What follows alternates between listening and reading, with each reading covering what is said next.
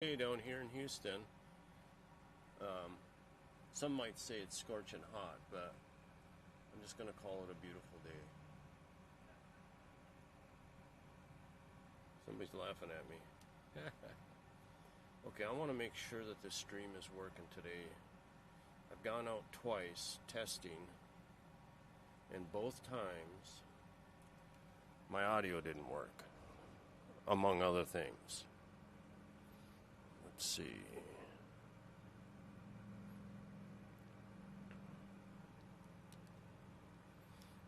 Okay, I think it says I'm live. But I specifically want to make sure that the volume's working.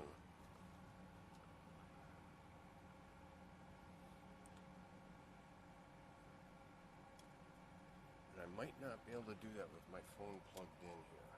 So I'm just going to unplug it.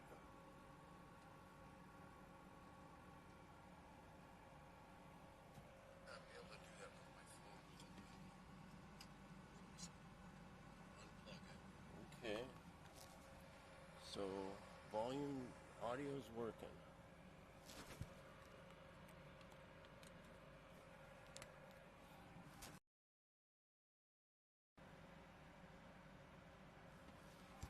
Okay.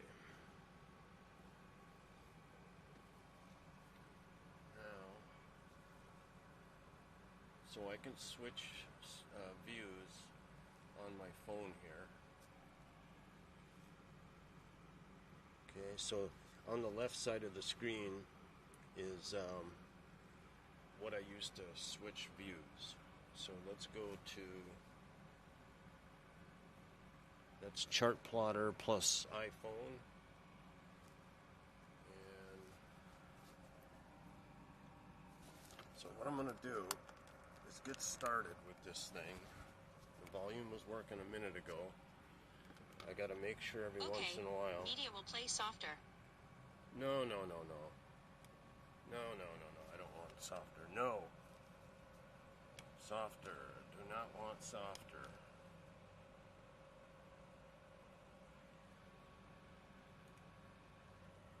Why did that happen? Okay. Alright, so now let's go to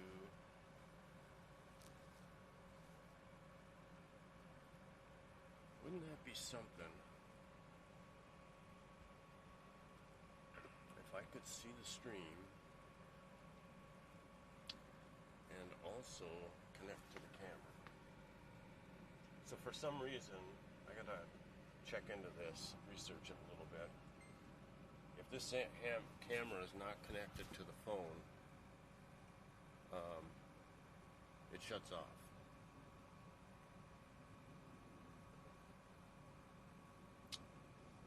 Okay, so we've got the rear cam, and then I can also see chat on this. Oops, that's not what I wanted. I don't want settings, I want my browser. Okay, so let's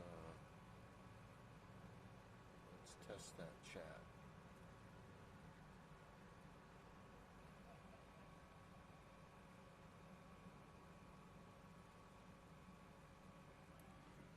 Let's check our volume again.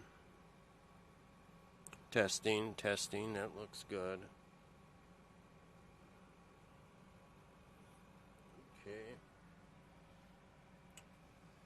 Now I mounted this, I got two phones here. One's an old Android and that's got that chat on it.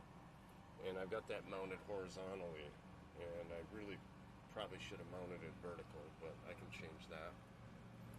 Okay, now, so I could do that.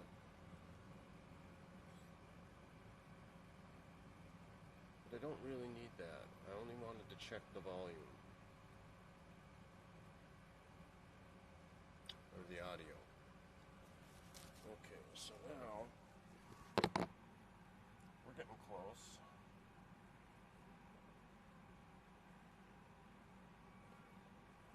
I hate to wear a shirt because it's already 85 and super humid down here. But to hook the mic. Okay, this is probably a bad idea. I wanted to be able to hook the mic to my shirt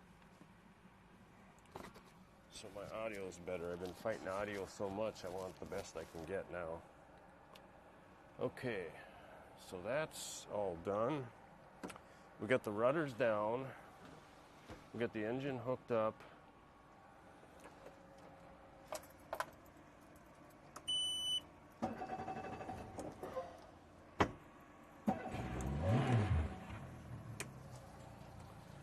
Let that warm up a little bit.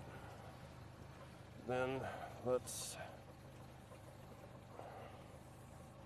see if we can get this camera up without it shutting off on me.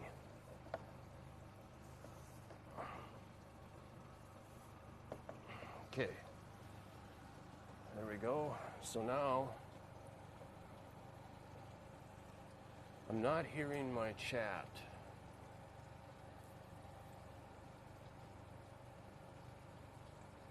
Why am I not hearing my chat? Okay.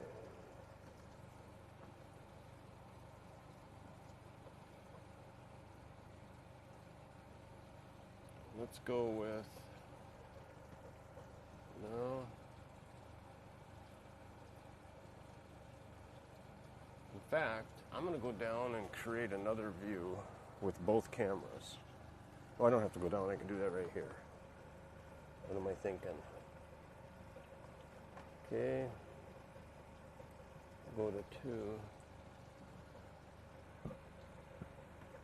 Let's go with this one and this one. Hit done. And then we'll change. We'll give that wide view camera the wide location. Let's see. Okay. Volume still seems to be working. How's that view of the boat? It looks pretty good. Now I'm gonna go down and test my headphone volume one more time before I untie and take off, because I should be hearing my chat in my ear. So I got a laptop down here.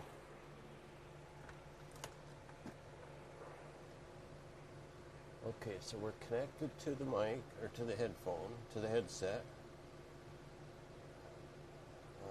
Yeah, we're connected in 2 places, Bluetooth, and it's selected.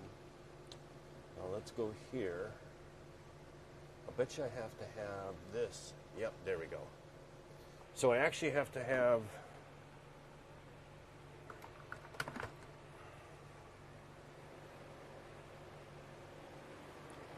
okay, so these are a little bit annoying for anybody who might be watching,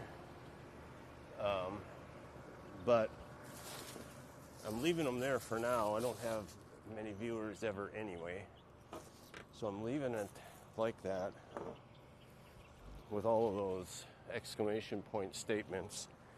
For one thing, they might add some value and people may like them, we'll see, but what they do for me is they allow me to hear my chat and I can be assured that it's working. You know what I mean?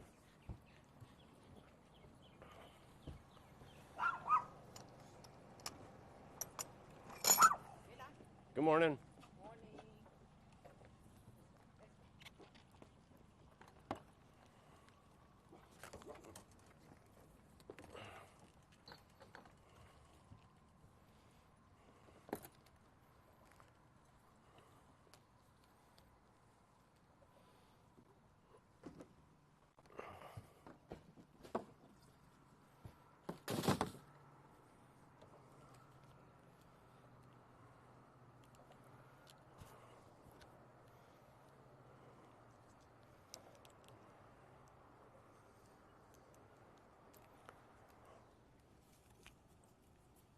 Okay.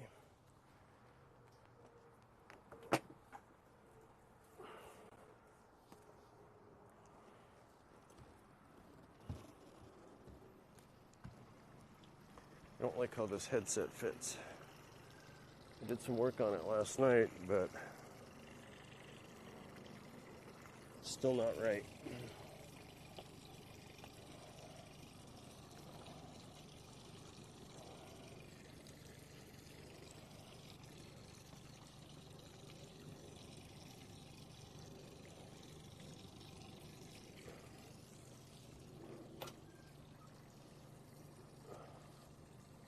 Okay, daggerboard's down, rudder's down, power's disconnected.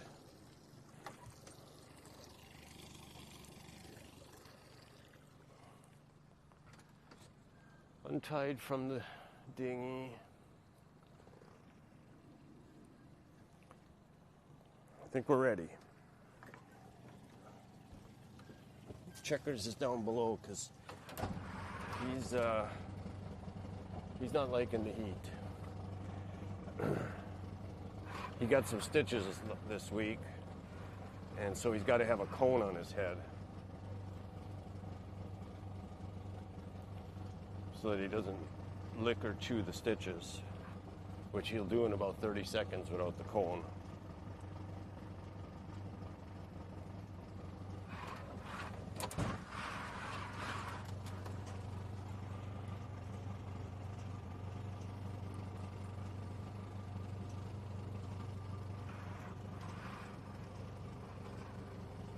Morning.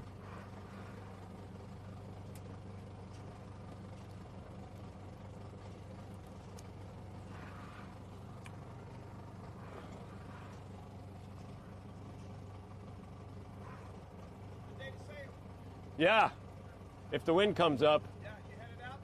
Sailing? Actually, I'm going out. I got a system here I got to checking my autopilot. So today's a testing day. I know what you're doing. I see you out there. Okay. That's Cinnamon Girl. I don't know what his name is. Let's see, does he show up on the AIS? Oh, Checkers hears me talking to somebody and he wants to come up. Hi, buddy. As soon as I get to stop the boat, Checkers, I'll bring you up. Last time you didn't want to be up.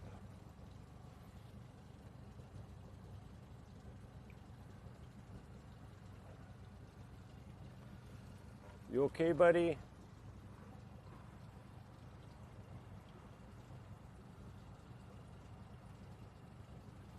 Okay, I'm gonna...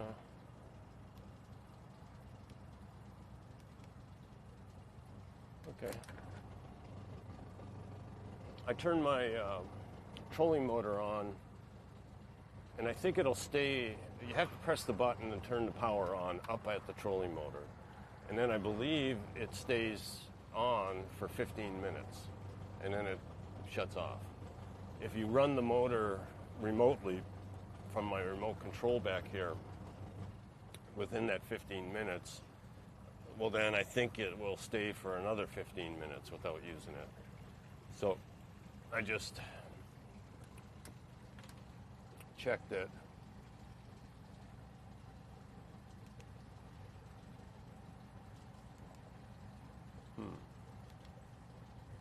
What's going on here? Display.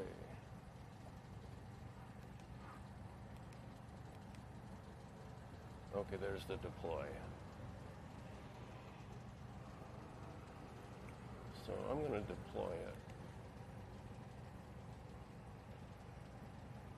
Oh, you know what? I forgot to put the rope on the other opposite side of it, so I'm not going to deploy it. When I untie the boat, I have one rope that goes over the top of the trolling motor when I'm tied up. But to deploy the trolling motor, I always like to take that rope and not fish it, but just swing it underneath the trolling motor so that when the motor comes up, it doesn't touch that rope at all. I mean, I don't even think it would hurt anything, but just a precautionary step. So I hope my audio is working. Let me just check again. Test. It looks like it's working. It better be working or I'm going to be pissed. Okay, so let's get this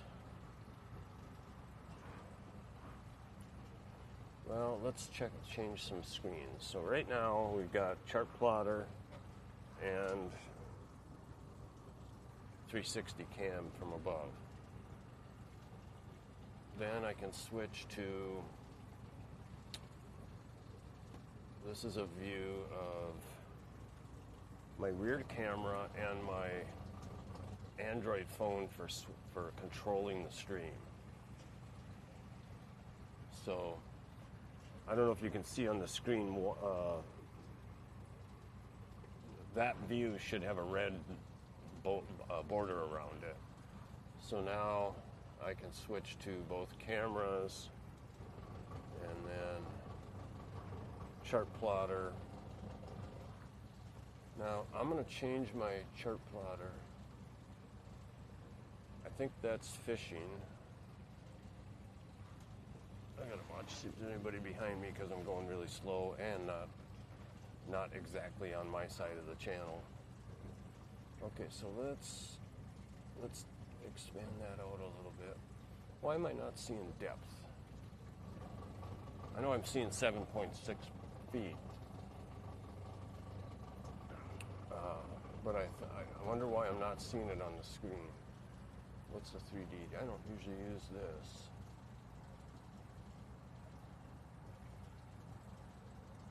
So those are names of other boats that are showing up on my AIS system.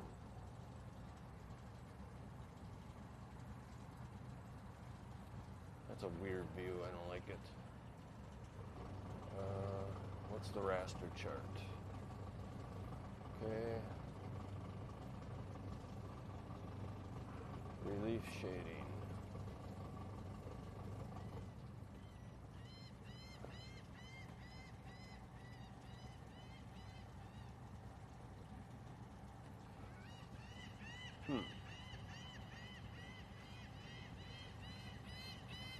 The Moon Shadow, that's a big ship owned by or boat, not exactly a ship, that I think is owned by Kima Boardwalk.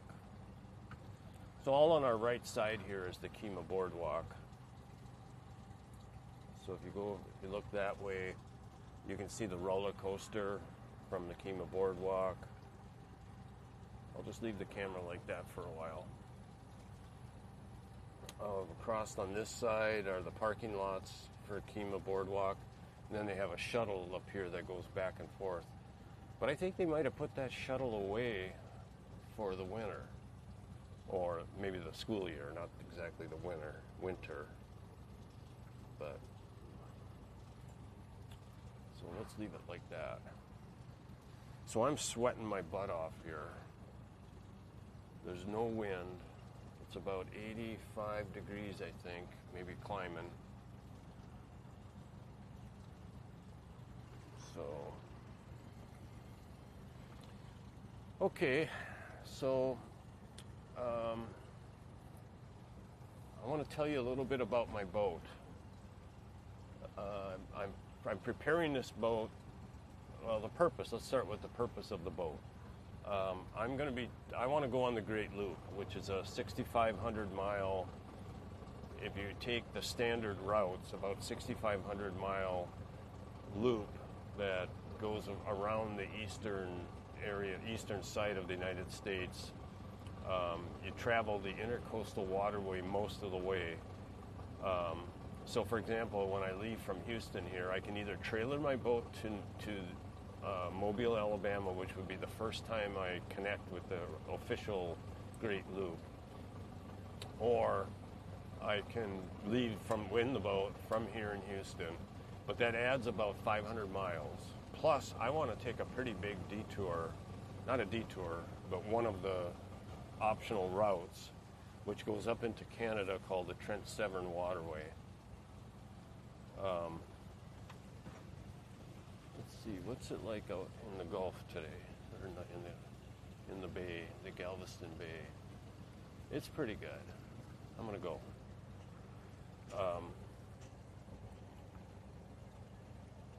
I don't always go out there when it's rough because,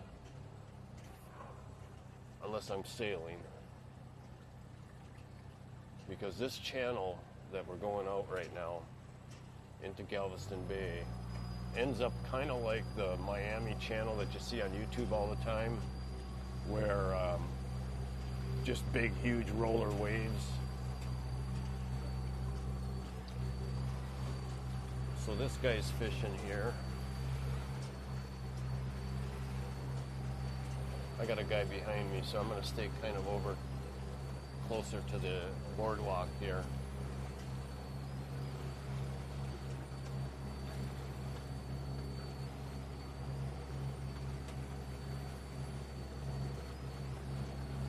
Okay, so I'm going on the Great Loop. So I've got this boat. I've been working on it for over a year, actually. Off and on. I use it. I work on it. I stay in it on weekends. And, but I'm preparing it to go on the loop. So when I got it, it's a Macgregor 26M, and it's like a dual-purpose boat. It's got a 60-horse Mercury, which I put on it, and then it's got sails. It's got a jib sail and a mainsail, and it's got a living quarters that's not super huge, but they say you can sleep 6 in it, but it would have to be me and 5 girlfriends, I think, to be comfortable. Anyway, so... And all it had really was a sink, a little tiny sink, which I still have. It's got a little alcohol stove, which I don't use, but I still have in there. And it's got some beds and cushions and everything. And it had one 12-volt circuit with 4 fuses in it. It was really set up just to operate the 4 interior 12-volt lights. So what I've had to do for this boat is virtually convert it to a tiny home you know what I mean? Like I got a better mattress in it. I've put a second 12-volt circuit with 4 different circuits. So now I got 8 12-volt fused 12-volt circuits that I use for various different things, because I got a ton of electronics on this boat. And then I also put in a 120 volt circuit with an outlet out here. I've got a 30 amp outlet on the outside of the boat here that I can, run a 50-foot cord.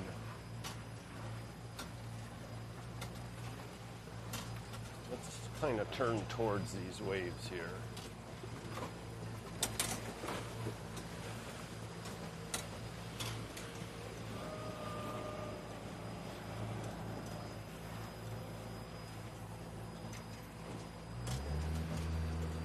I'm going to try a little bit of speed.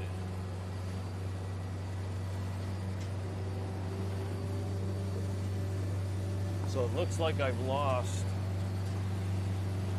already lost the chart plotter.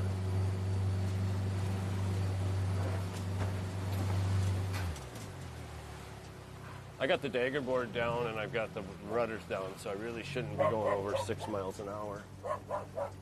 Okay, I still got the chart plotter, but you know what? This view doesn't show up very good, so let's go to this view. You okay, Checkers?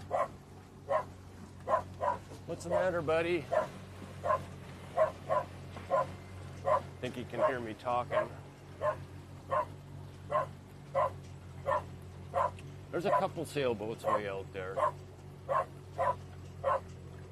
think it's about 3 or 4 knots of wind today. Checkers, buddy. Do you need to come up here?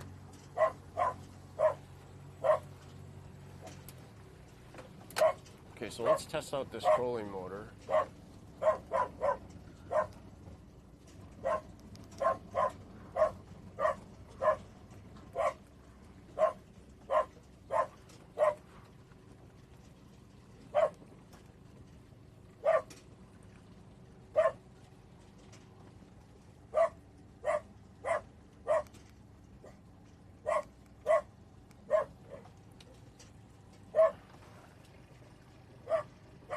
Kind of in the middle of the channel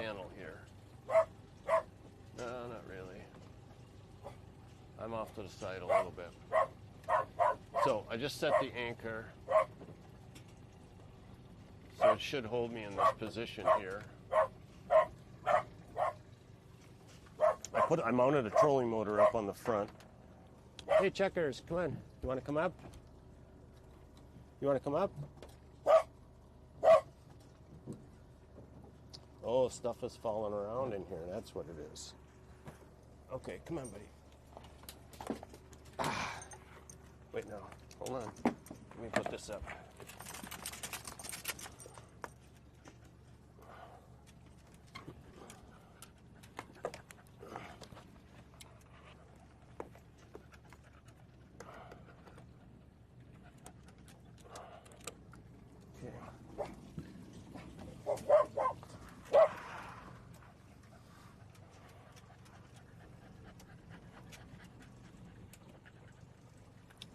Okay, so I'm going to unanchor and I'm going to trim it back up.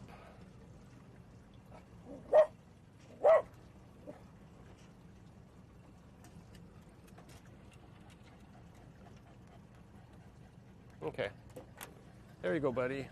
You don't have your life jacket on, but I got all the ropes up, so it should be good. It's just too hot for him to have that life jacket on. I say that, but it's also too wet to drown.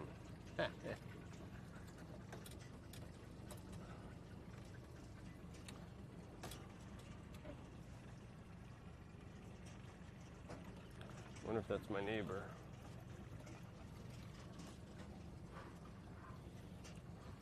Okay. Checkers, I'm gonna get your I'm gonna get your life jacket because I just scares me too much. Wait.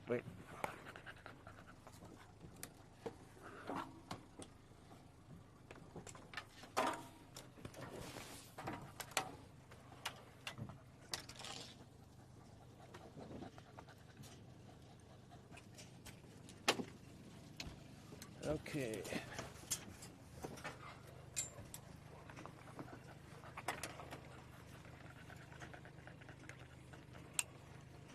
I know you're going to be hot, buddy, but it's better to be hot than unsafe. Okay?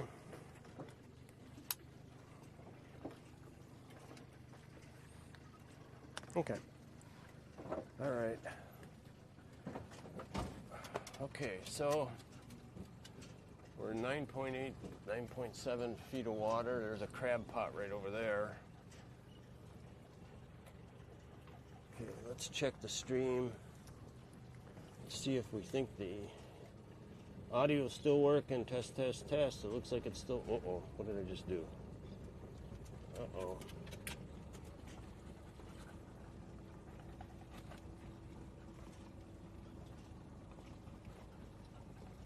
Okay. Just pressed something I shouldn't have. Test, test, test. Looks like it's working. Okay.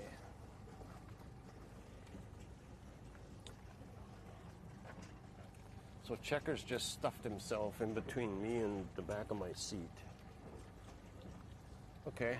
All right. So we're out in Galveston Bay.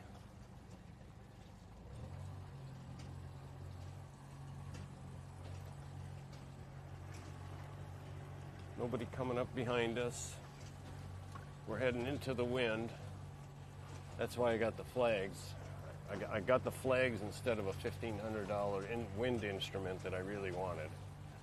But I've overspent already. So I was talking about the boat and turning it into basically a tiny home. I added the 12-volt circuit. I added the 120-volt exterior watertight plug and a 50-foot 30-amp cord. And then from that plug, it goes into a small breaker box with two 15-amp breakers. Kind of wish I would have went with 3 or 4, and maybe even 20 amp, but I didn't want a big metal box inside there, and I was really struggling to find either a fiberglass or plastic breaker box. Actually, I shouldn't worry about it. I can add another one really easy. So I could add another box just like the one I got. It's really only about a 5 by 3 inch, a little bit bigger than a single gang outlet box. It's probably not even as wide as a double gang. But anyway, I got two 15 amp breakers in it. And then from there, I have two circuits coming out. And they both go to double gang outlet boxes. So I basically have 8 120 volt outlets from shore power. And then I have a couple of power strips because I plug in more than 8 things. I don't use, if I don't use all of those all at the same time, I could probably get by with even only 4 outlets, but it's just more handy to have everything plugged in all the time, even though if I'm not using it. And then I also have a product from a company that I'm not going to mention because I'm feuding with them right now to get some solar panels replaced. So I don't want to promote them. But I have solar panels, I have an air conditioner, and I have a 2200 watt battery storage system, all from the same company. And I'm going to turn around here. Got a massive boat coming in. Wow. So that 2200 watt battery also has a solar controller in it, so the solar panels will charge that thing. The solar panels that don't work for shit. And then, in addition, it has an inverter, so you can run 12 volt things from it, but you can also run 120 volt things from that. And that's got about probably 8, maybe even more than 8, maybe it's 9. 120 volt outlets. Wow, look at the size of that thing. That is a nice boat. Can you see that boat?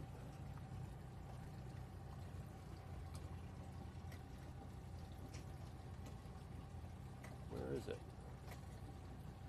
I can't see it on the camera.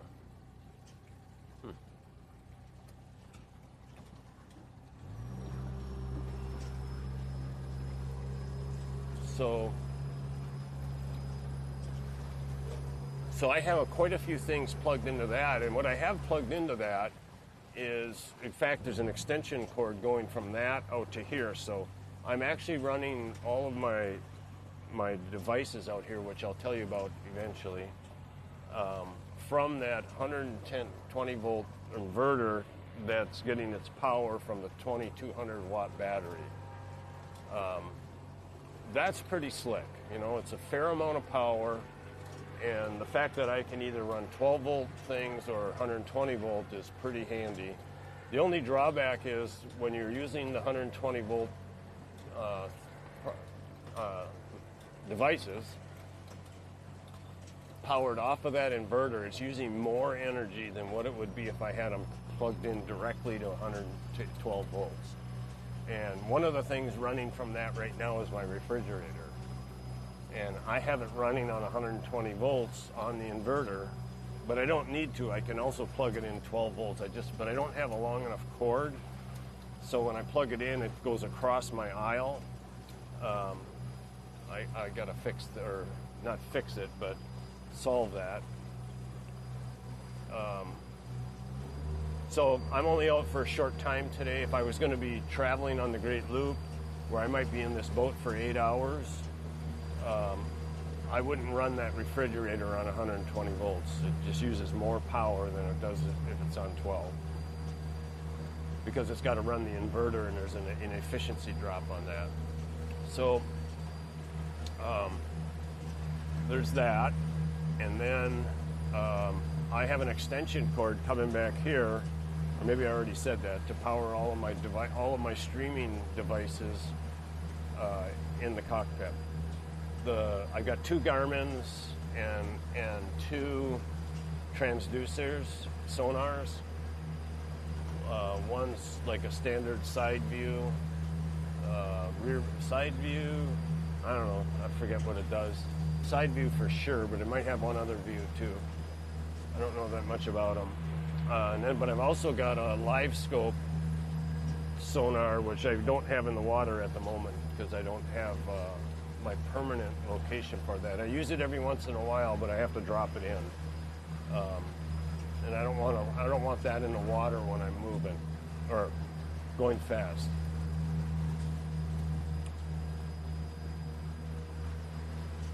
Okay, so on my chat, there's a link there for location.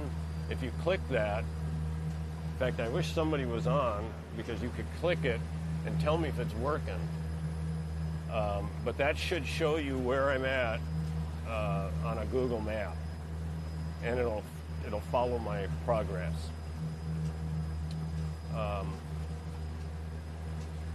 Another thing on my chat is my Patreon page link. I've got Starlink. I've got a Starlink link because I have Starlink on this boat. It's just another system I installed, and but there's a link there where if you wanted to buy Starlink, you could get 1 month free, which I think would be about $160 savings if you buy it from that link. I get a percentage, I think. You save a month or 160 bucks, and then I think I get a commission. But I haven't taken the time to figure out what it is. It's probably next to nothing, but so you don't have to buy through that link. Just it'll save you some money. Here's a cool tugboat coming here. That would be a great loop boat right there. He's moving along, wow. Sailing Delta Tango.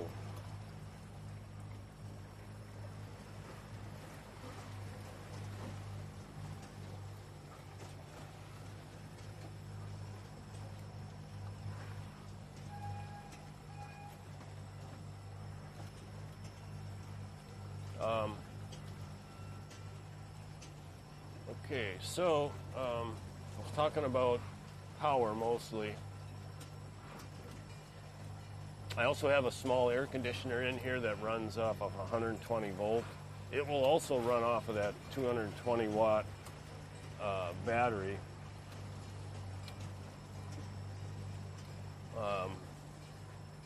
But I don't run it, like if down here in Houston, it gets so hot inside of a small boat like this, it'll be 5 to 10 degrees hotter than what it is out in the sun. Like if it's 100 out, it's going to be 105 to 110 down inside this boat. So if you open up all the windows,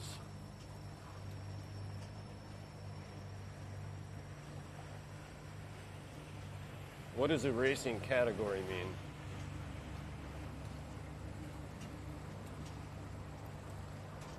Hello?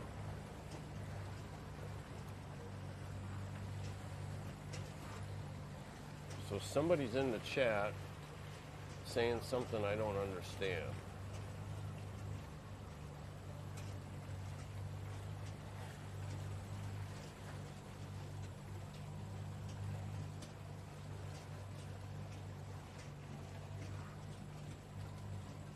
Oh, okay. Thanks a lot. Thanks a lot, Phantom. I'll go look and see. I don't even know what that is, but I'll go into my settings and see if I can figure it out. Does that mean it's going to erase the stream and not save it?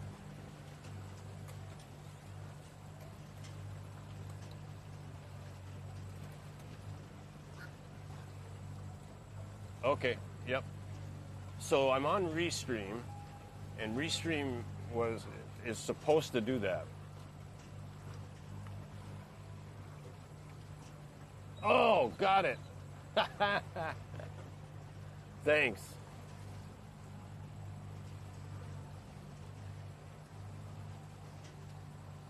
Gotcha. Yeah, I gotcha now.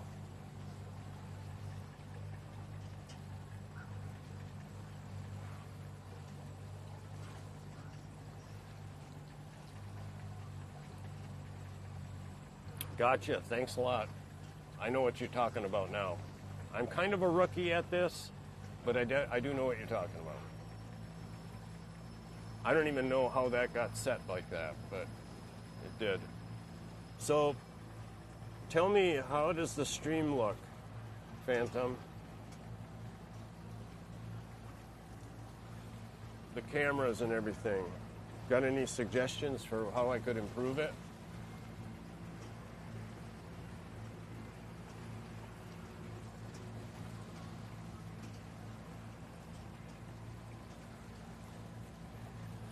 Thanks.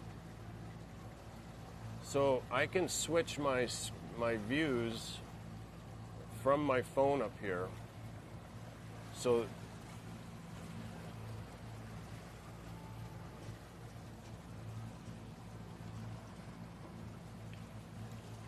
yeah, I like it. The only drawback of it is it doesn't have an NDI output.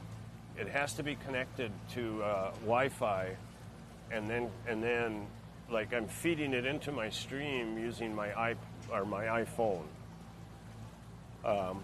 and then the iPhone goes in through an NDI converter into my what's called a YOLO box, and that's what I'm using to switch scenes like this. So that screen on the left are the different views that I can set up here. Well, it looks like we might have lost. Did we lose the?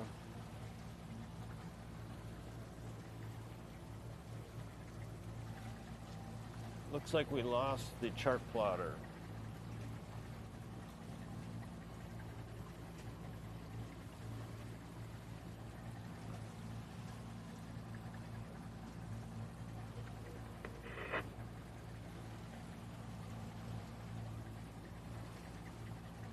We did.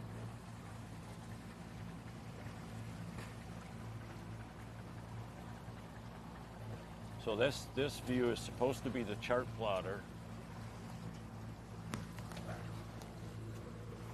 Checkers, my dog is up on my lap now.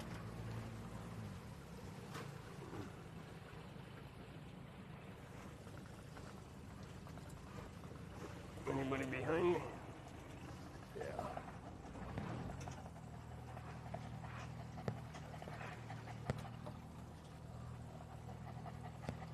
Thank you.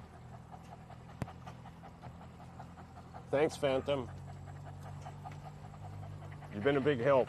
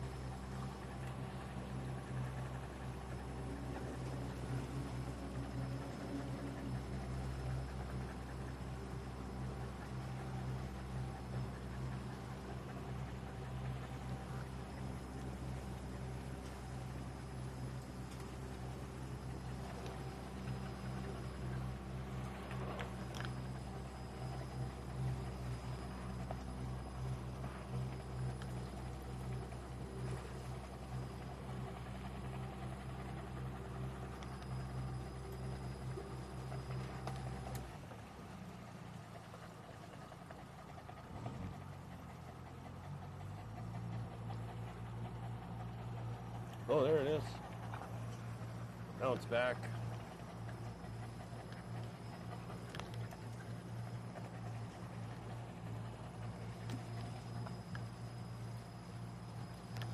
Buddy.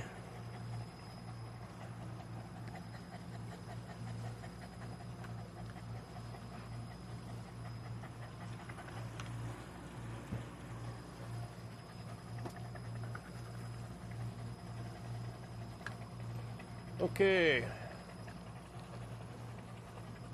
Sorry about that. I lost my focus for a while talking to Phantom and trying to have this dog okay and getting the chart plotter back on the screen.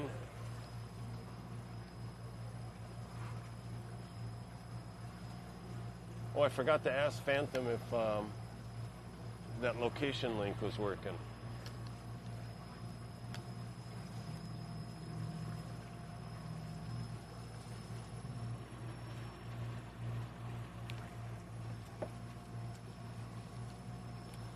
Okay, we're going 4.6 miles an hour. We're in 13 feet of water. I gotta check out the... Oh, cool. Thank you, Phantom. Can you see the boat moving?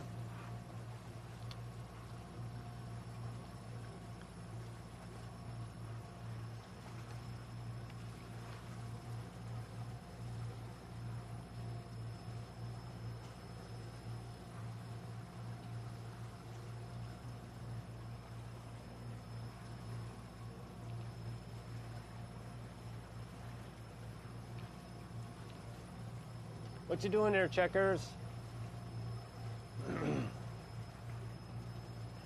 Let's bring the 360 cam down for a little while, and so we can see a Checkers cam. There we go. I think we can see. Awesome, thank you.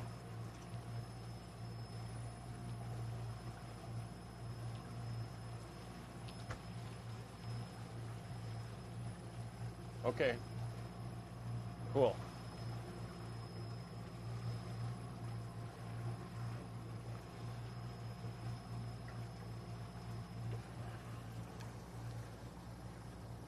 I forgot to press record on my...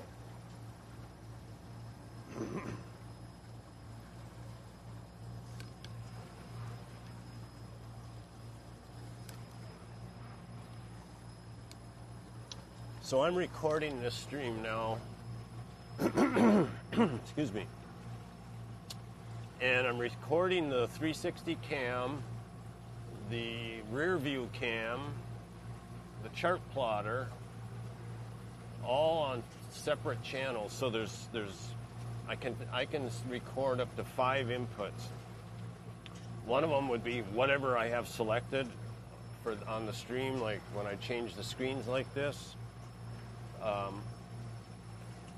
That's one recording, and then I'll have a separate recording for each individual camera or input.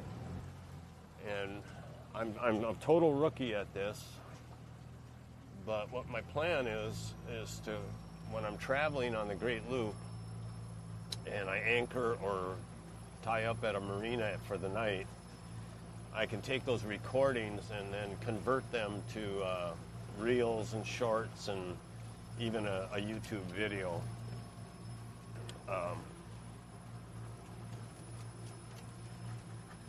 But I got some learning to do before I'm going to be doing quality edits. Right now I can barely get a decent stream.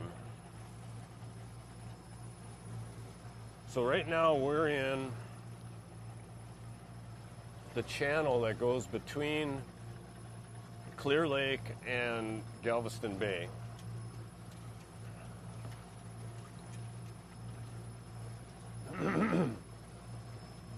Lots of people fishing today. Some really expensive homes on the side of this thing. I should look up find some that are for sale and just look them up. Because I'll bet you any money a small rundown thing that could even potentially flood is going to be a $500,000 to $1 million.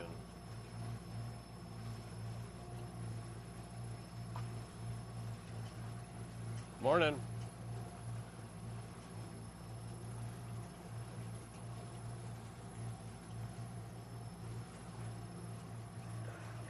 Oh, it's a beautiful day. Okay, so I was talking about all the modifications I did to this boat.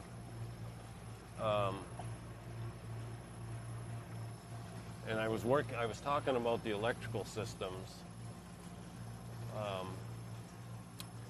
So I think I've covered everything that's related to 12 volt or 120 volt input power. But now I'll go on to batteries. So I talked about the 220 watt battery inverter solar charger. And then I also have a house battery that starts the motor and powers like my Garmins that are up here. I got 2 Garmins up in the cockpit.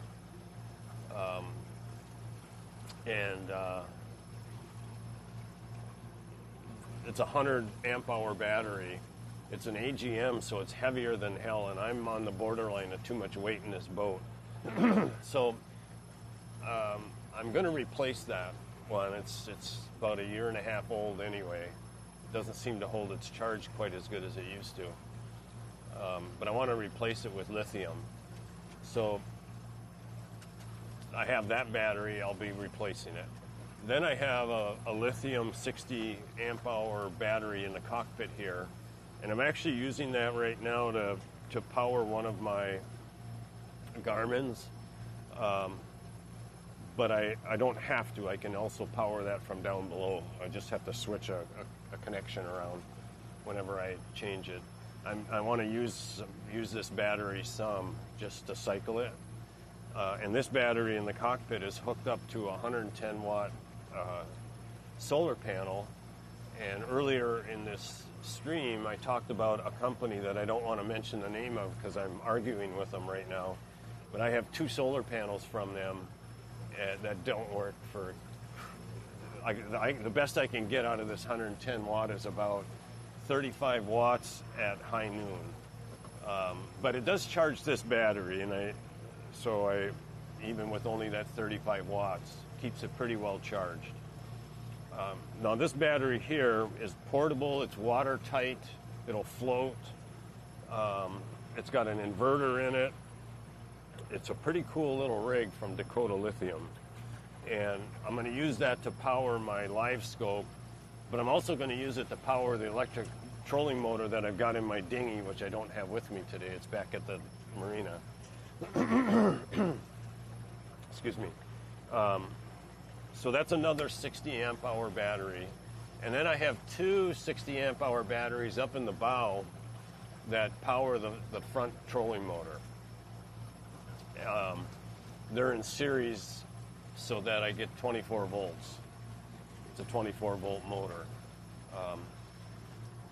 But I'm holding off on my spending for a while because I've spent a boatload of money on this boat. And but my next electrical phase is going to include excuse me, a higher amp hour lithium battery to replace the AGM battery. But I'm also going to relocate my 2 batteries from the bow, and I'm going to bring a cable back from where I keep my house battery. I'm going to bring a cable back so that I can charge this battery that's in the cockpit here. I can charge it from a central location. I can use the solar panel, and I'm probably going to have to replace these solar panels.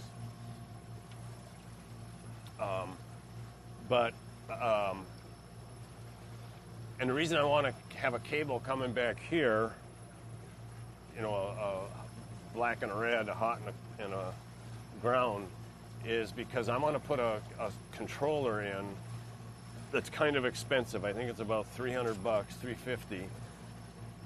and it will be both a combiner and a charge controller, because lithium batteries will charge faster than normal batteries, and my motor has an 18 amp alternator on it, and I can actually fry or damage the alternator, or I can damage the lithium batteries if you don't have a controller that controls that rate of charge. But I also want to combine them so that I've always got, I can use every single battery. So let's say 2 batteries go low on charge. I'm going to have at least 4 lithiums. Right now, no, actually I got 4 right now. I'm going to have 5. And I want all 5 batteries charged by the motor. I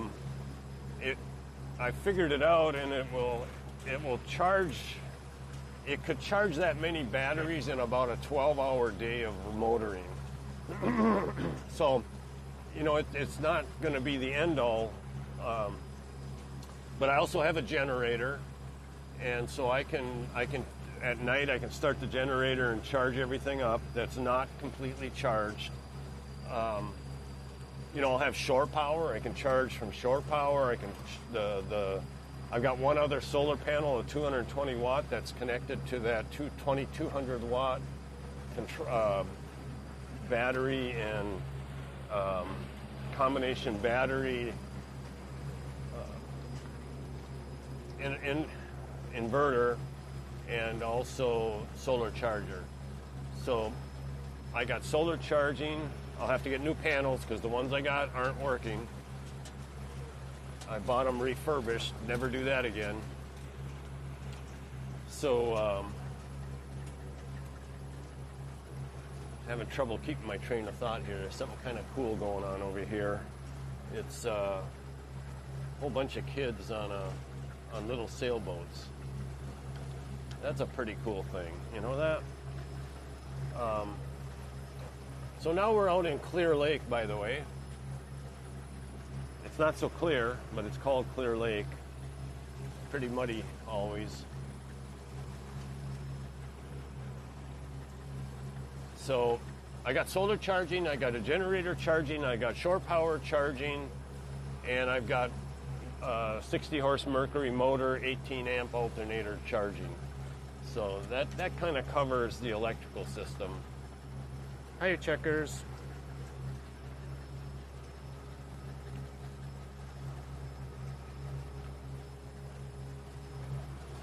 Checkers. He's got to have a cone on his head because he got into a little tussle with our Great Dane, and he got a cut on his leg, and he had to have stitches. And if I take this cone off, he'll be licking that sore in about 30 seconds. Okay, I'm just going to pull off here. I already tested the trolling motor once, but I'm going to do it so that I get a video of it.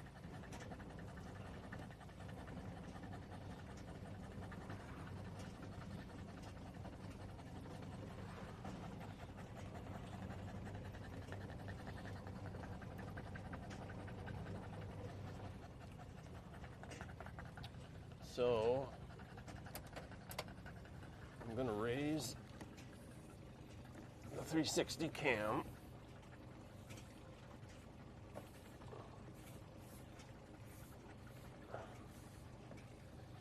And get it facing forward. Then I'm going to take my remote control, turn the power on, and then I'm going to turn the trim on, and then I'm going to trim it down.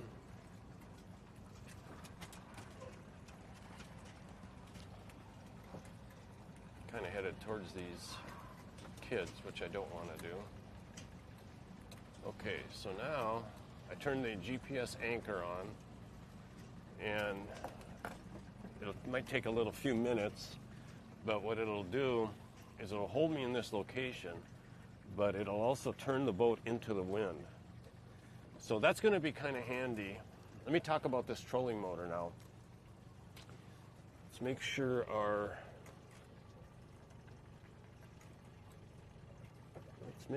yeah, it looks like the audio is still working. All right. So this trolling motor, when I was starting to install it, there were some guys in the marina that thought I was absolutely crazy. In fact, one guy was laughing at me, shook his head like, "You're disgusting. Putting a trolling motor on a sailing boat." Well, you know, the whole purpose of this boat, it's a dual-use boat anyway. It's got the 60-horse Mercury, so I can go fully loaded. I can go about probably 14 miles an hour. Unloaded, I can go about 20.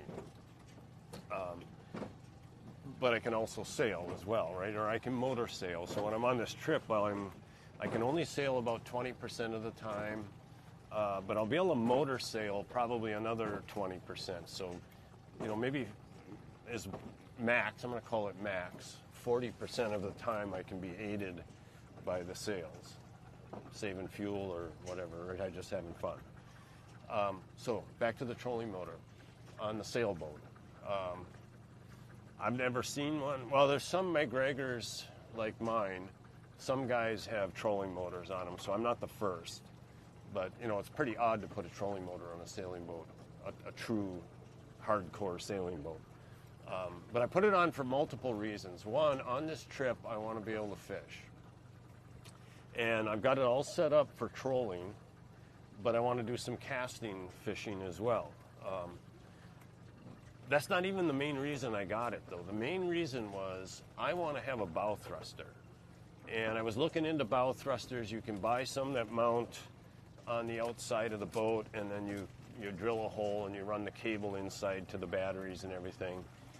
There's some that you got to bore a hole all the way across the boat so that you've got like a tube bow thruster. And there's even one that is kind of like a trolling motor, and it's got a slide where you slide it, you can bring it up and down so you can deploy it like a trolling motor kind of.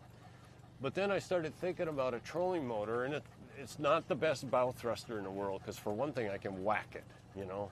I can smack that motor into a dock if I'm using it as a bow thruster while I'm docking. So I got to be really careful when I do it that way. But more than that, I've got to go through about 150 to 170 locks on this 1 year long Great Loop adventure I'm going to be taking. And when you pull up to a lock, you radio the lockmaster, and they're not always ready for you to go in. And sometimes you have to wait, you know, a half hour, but sometimes it's hours. And so people will either do circles, or they will drop their anchor, or they'll go tie up somewhere. So with this, I can do what I'm doing right now. Just all I do is deploy it, set the GPS, and it'll probably run like that for 8 to 12 hours on the batteries I have. I haven't tested how long it'll run, but that's what I've calculated. We shall see. So anyway, it's when I'm waiting to get into a lock, it's going to be handy. Also, when I go into a lock, the normal approach to locking is most people have two people on the boat. One person goes to the bow, and they either throw a line, they grab a line, or they put a line around a bollard, and then whoever's driving the boat gets it. Once they get up against the wall, the lock of the wall, the guy in the back either throws a line, grabs a line, or throws one around a ballard. I'm getting a little bit too close to these kids here, so I'm gonna, maybe not. I'll be okay. Can you see those kids on the camera? I think that's pretty cool myself. Let's see if I can zoom in.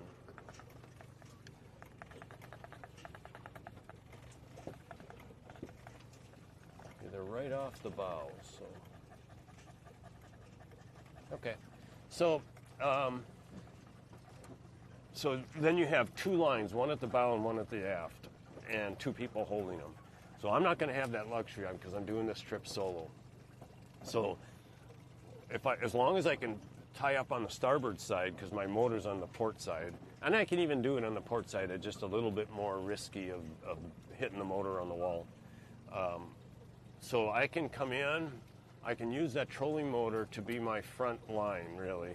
I can turn it towards the wall of the lock, and then just turn the power on slowly, slow RPM on the prop, and then at least I can grab, I can set a line in the back, and because my boat isn't very big anyway, what I might do is actually have the trolling motor gets me positioned so that I can tie up one line, but then after that I can probably move, I can go to a second line, hold on to the first line, and then go over and grab a second line.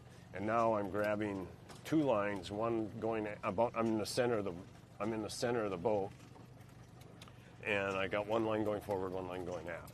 Or I just keep the trolling motor on, and I only use no line up front, trolling motor only, and one line in the back. So I haven't tested that yet, but I think it's got a good chance of success. Okay, so I'm going to stop the anchor right now and let the wind blow me away from these kids for a while. So that's the next use for the trolling motor. But there's another use, and this is not necessary because people with sailboats don't have trolling motors, and they put their sails up and down all the time. But what I think is kind of cool is when I go to put the sails up, if I don't want to be, if it's going to take me a little while to get them up and everything, then, and especially for putting the mainsail up, I can drop that trolling motor and put it on anchor or GPS anchor, and then the boat turns right into the wind, because the wind will blow it so that its nose is pointed towards the wind.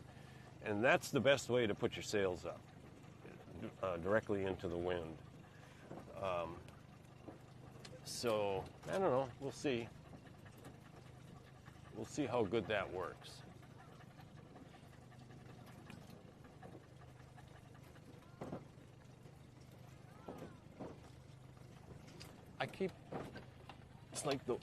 It's weird.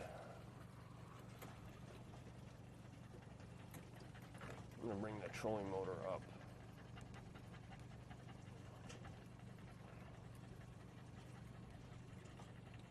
I keep drifting towards it's almost like I'm drifting upwind towards the kids in the sailboats. Okay, so I'm gonna stow it now.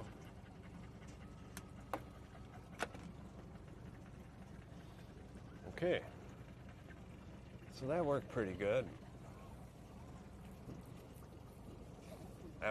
This is my third try at streaming and recording at the same time, and because Phantom was on and he could hear me, at least I know my audio is working this time. Okay, so what time is it anyway? 10:57. Let's start heading in.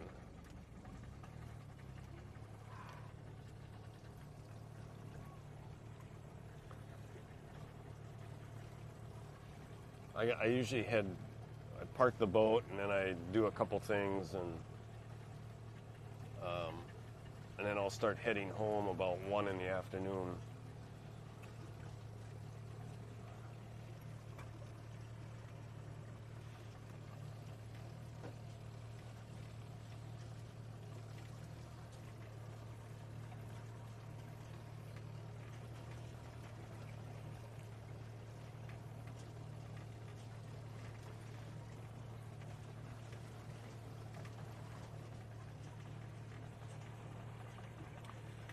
So when I'm on this great loop, I'm probably going to be averaging, I'm going to average about 5 miles an hour, mostly to conserve fuel.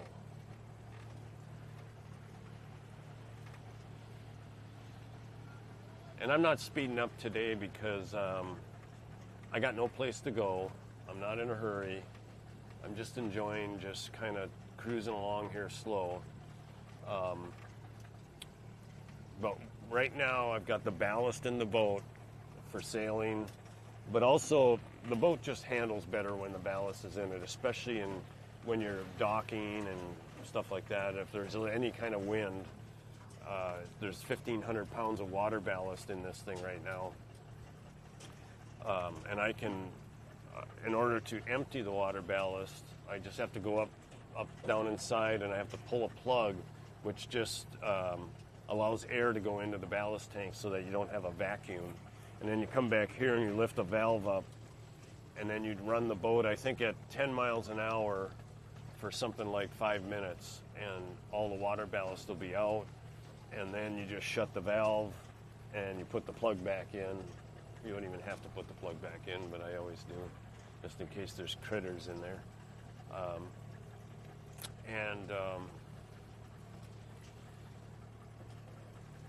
The ballast is for sailing, but it also creates stability, extra weight into stability in the boat.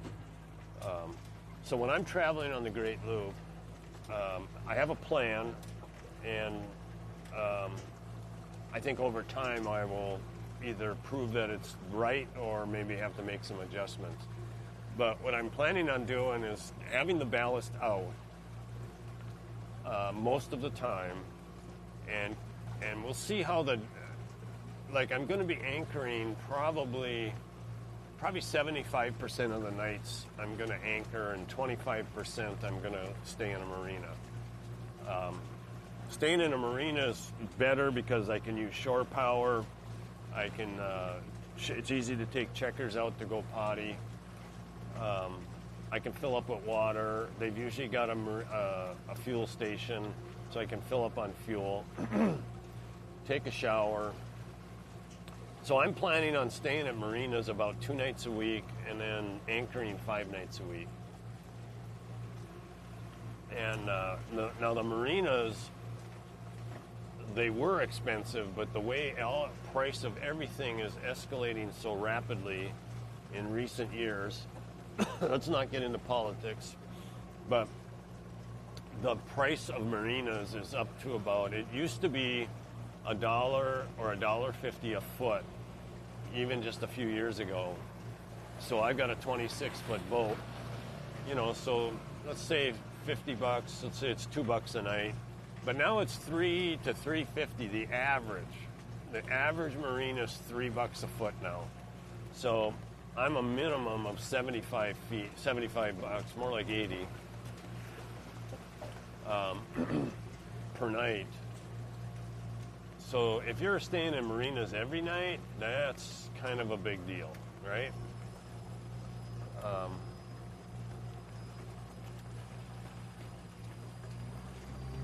So my going in plan is 2 nights in the marina, 5 nights at anchor on average. And then I was talking about speed. Speed will vary. There's going to be some times when, for either because of weather or because of a long distance that I've got to go in a given day, I'm going to avoid traveling at night. But I may have to speed it up. I may have to go 10 miles an hour. I might have to go full speed almost, for some periods of time on some certain days. But normally, I want to do some trolling, so there's, 2 miles an hour. I think at idle I'm going to be 2 miles an hour, so some trolling it's ideal to be down around 1 mile an hour or 1.5 mile an hour, but I think 2 miles an hour is going to be my minimum. So, when I don't have to be in a hurry and I want to do some trolling and catch some fish, or a fish, I'll be going 2 miles an hour. A pretty good speed for fuel mileage with this boat, a compromise is about 7 miles an hour. I think I'll get 7 miles to the gallon. Or is it? No, I'll probably get about 5 miles to the gallon. This boat unloaded will get about 7 miles to the gallon at 3,000 RPM and at about 7 miles an hour. But I'll be up closer to, no, that's actually 2,000 RPM. In fact, I had a piece of paper here somewhere, it's not here now, where I was memorizing my RPMs and fuel mileages and speeds. It keeps sounding like somebody's passing me, but there's not. So, so on a day when I'm probably in kind of a hurry, I'll go 7 miles an hour. I think my average speed is probably going to be about 5. Between trolling, between having to go faster, but so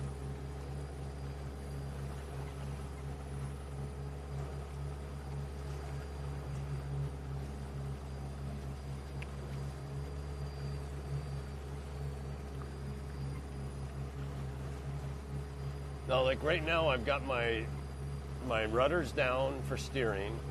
The motor turns, but so do the rudders. So it just gives you enhanced steering with the rudders down. And I also have the dagger board down. And for docking, you really want the dagger board down unless the water's too shallow.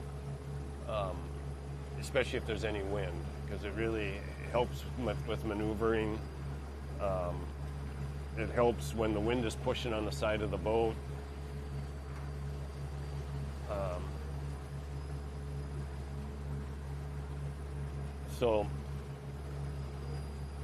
But one of the reasons I wanted this boat, a couple of reasons specifically. One, when I pull the rudders up and the dagger board up, normally I've got about a 12-inch draft, and so I can go in water as shallow as a foot, but I can actually beach it. With the amount of weight I've got in this boat, I could be down around 18 inches of draft. But it's going to allow me, on occasions, if there's no tide, wherever I'm at, I'll be in the rivers a lot, I'll be up in the Great Lakes, some of the canals, and some of the, like over here, when I'm in the ICW, I'll be affected by tides, but what I'm trying to say is I can beach the boat. I can actually stay overnight with the boat tied to the shore, which would be kind of handy because then I don't have to use the dinghy to get checkers to shore. That probably won't be all that often, because there's a lot of places where you just can't go up to the shore and beach your boat, either because of private property or terrain or whatever. I just watched a video from a guy doing a great loop, Brenton, in his shanty boat, and his videos he's just leaving Georgia going into wow, that's a big boat. Can you see it? He's going into South Carolina, and it's nothing but mud, like really gooey, sticky, dirty, almost black or grayish mud. Okay, so that's, look at the size of that boat. I mean, it's nice. If you want to look rich, that's the boat to have, or one like it. But man, it's big. And it's just going to cost an enormous amount of money. Mad Hatteras, so that's a Hatteras. Probably a 50-footer. Wow.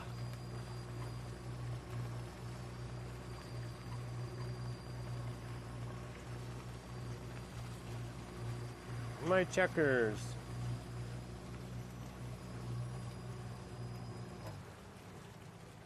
Okay, while I'm out here, I'm just gonna get a semi-ready. Oh, I didn't drink my coffee. Wow.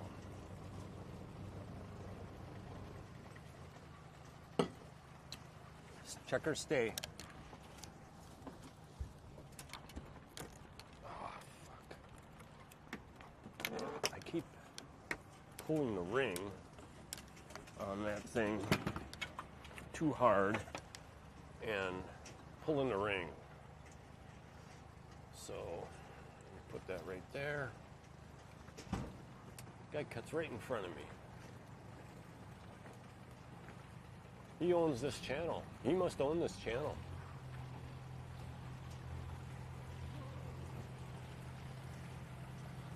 Two 300 force outboards.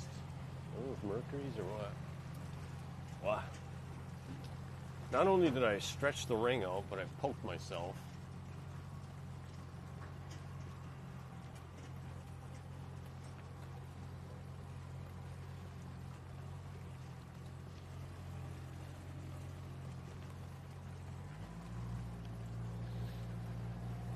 Portofino Harbor. Let's see, where's my camera?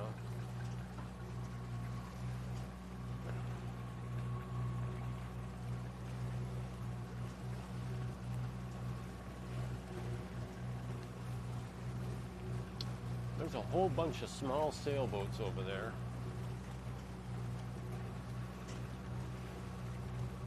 Huh. On trailers. That's interesting. I haven't seen that down here anywhere else.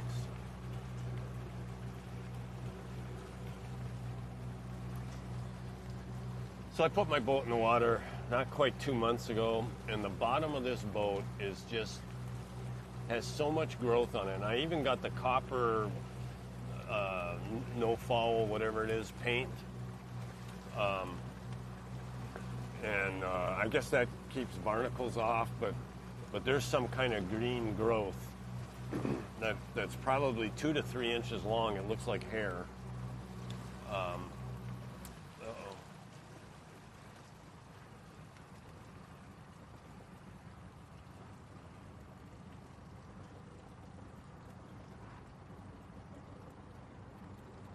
Okay.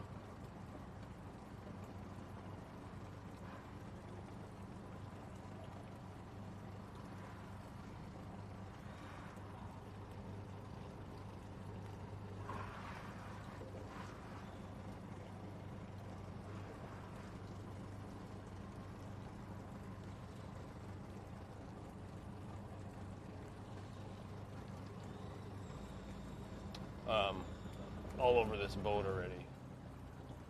I think that guy's he's either got a fish on or he's got a snag, but the angle of the fishing line almost looked like I could hit it.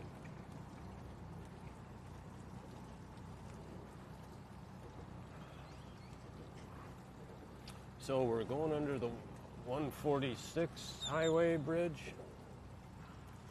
We're in the channel between Clear Lake and Galveston Bay.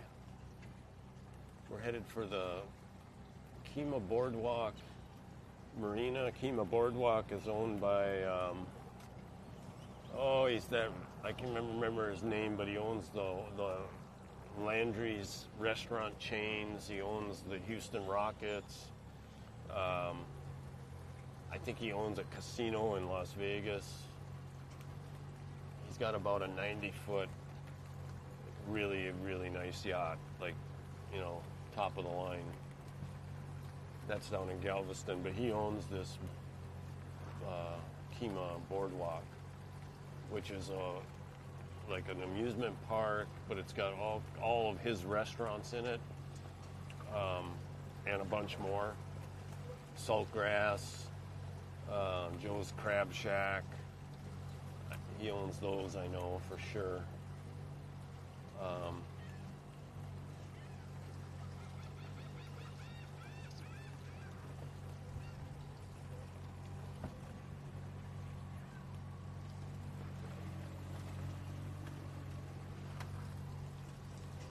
There's a pretty big boat docked to go to Kemah Boardwalk. I never noticed that you could dock there.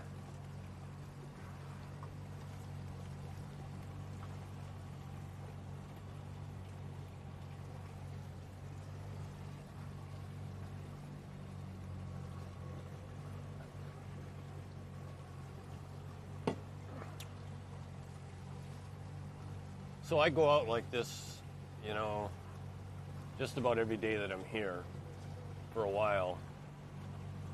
Partially because I need lots of practice. This isn't the easiest boat to dock whenever there's any wind at all. Like even this little tiny breeze today is coming from the east, kind of northeast. And when I go to pull into my slip, it's going to blow me away from the slip. So get ready to laugh.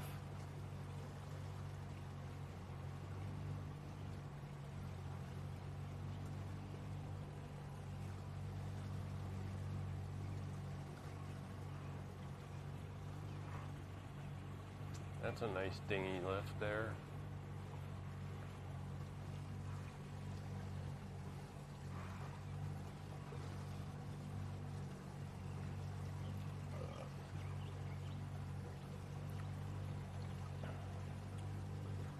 Okay, so where's my camera? Yeah, we're good.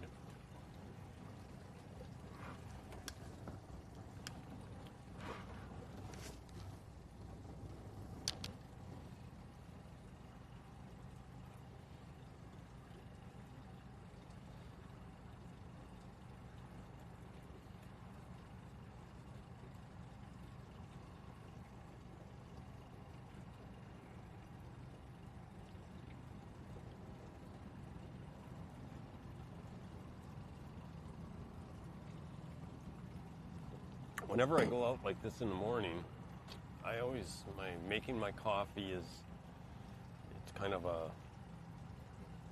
don't know. Since I had COVID, I don't even really taste my coffee like I used to be able to. So it's more of a habit. And I don't even mean the caffeine, I mean the ritual of making it and, you know, smelling it. I grind my own coffee with a hand grinder. When I'm home, I pretty routinely drink all the coffee I make. But when I'm out here on the boat, like today, I didn't drink any of it until just a few minutes ago. I just forget. But it is a beautiful day, I'm telling you. There's something about... The only thing that could be slightly better is in the old days when we had the two-cycle engines, I just love the smell of two-cycle fuel burning with the oil mixture. And then if you were to put like racing oil in it, oh baby.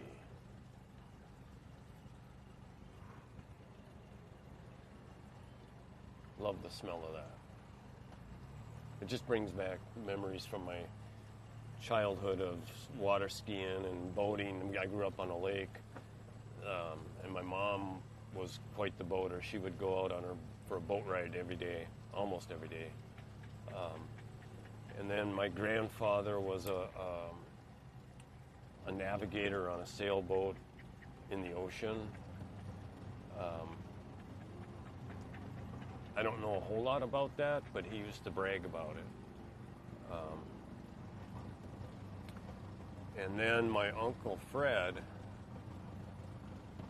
was a boat racer. He raced hydroplanes and runabouts. Runabouts like a long pointy boat.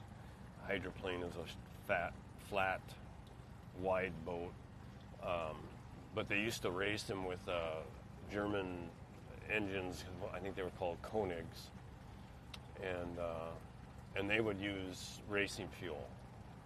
And it just smells like really good. It might have even been ethanol, or methanol. Not ethanol, methanol. No, those were two-cycle. They would just scream really super loud, and I don't know what RPM, but it was definitely something over 10,000. At least that's what it sounded like. It sounded like a boating version of a Formula One. So I'm on Dock D, slot 25, so we're approaching Dock D right now.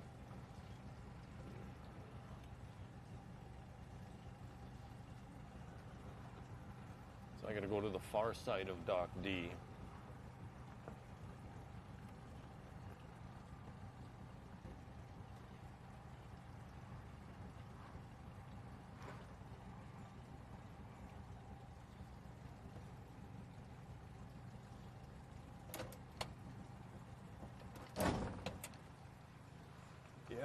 So I got something wrong with this throttle engine linkage combination where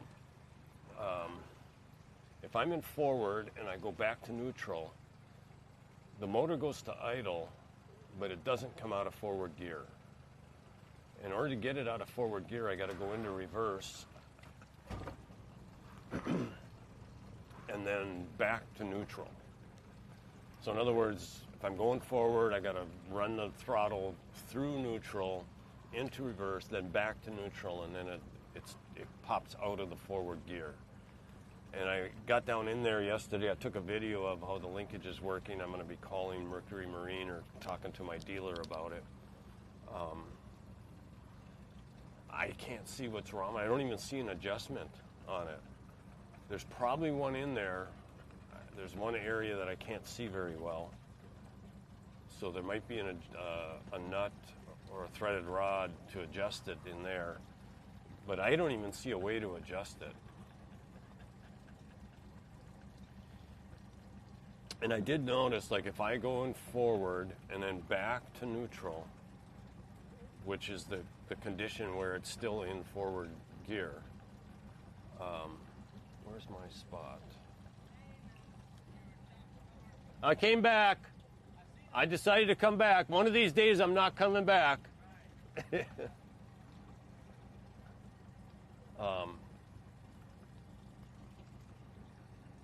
So I noticed that when I get into that condition and then I put my finger down there, I can actually turn the lever a little bit further, or push the lever a little bit further, so I can see some slop, only about a quarter of an inch, if that.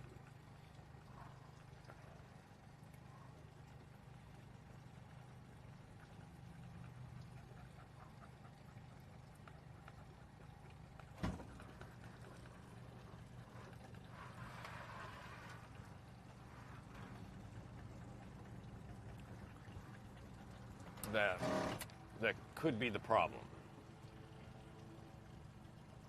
See, now this wind is blowing me away from the dock again. I kind of missed my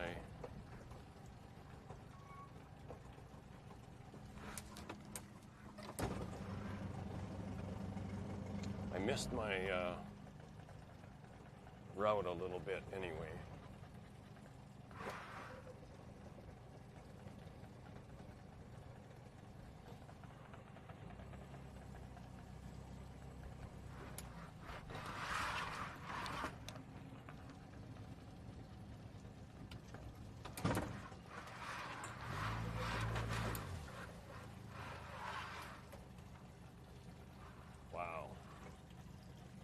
Not good.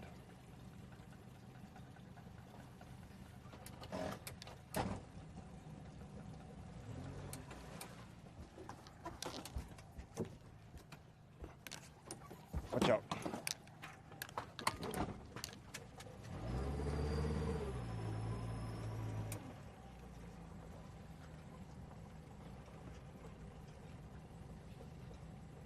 Glad I got this on camera. Make for a good laugh.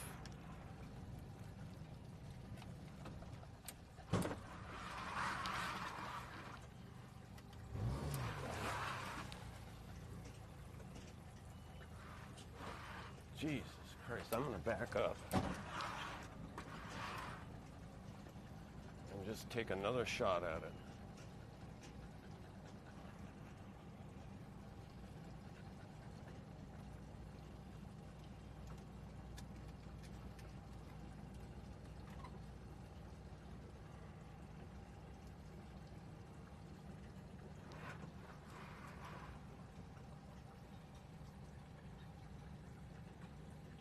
I think Ron's coming over to help me. Certainly must look like I need help.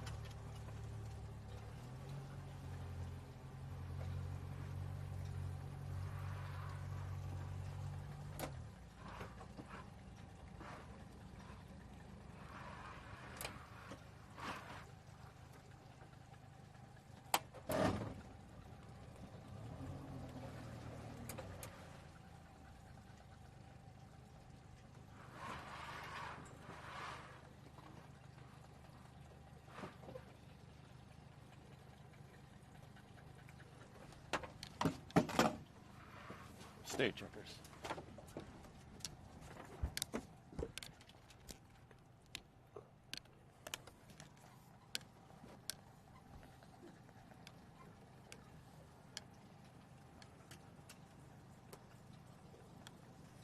There we go.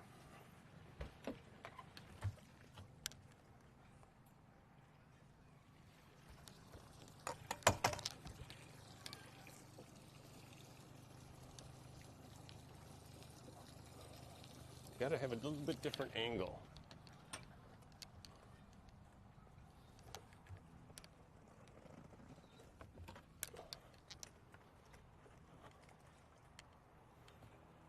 What the fuck?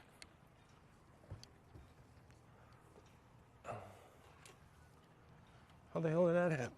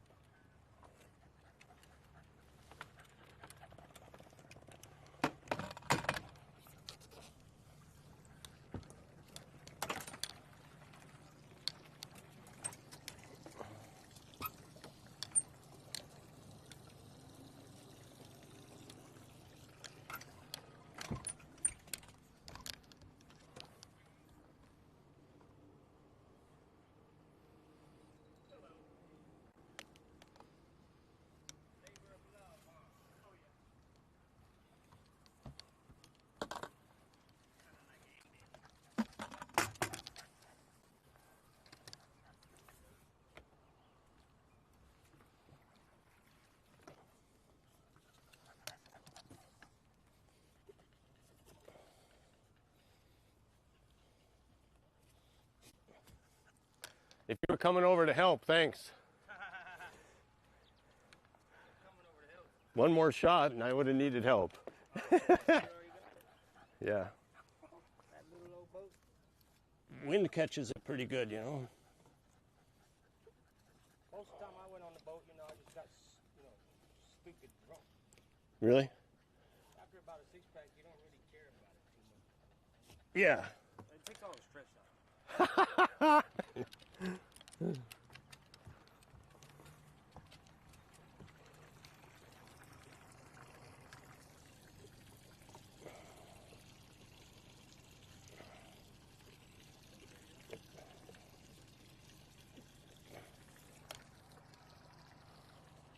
What was that? The drunker you are, the better.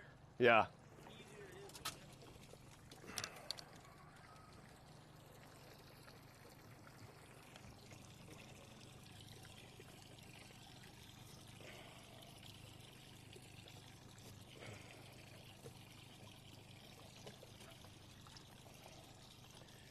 Okay.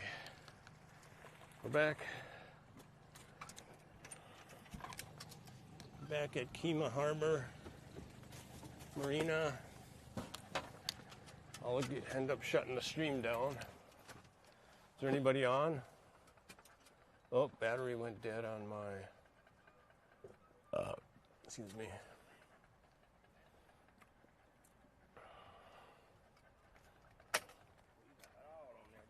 What's that? I said you got it all on there, don't you? What's that? Everything you need. Well, I got more than what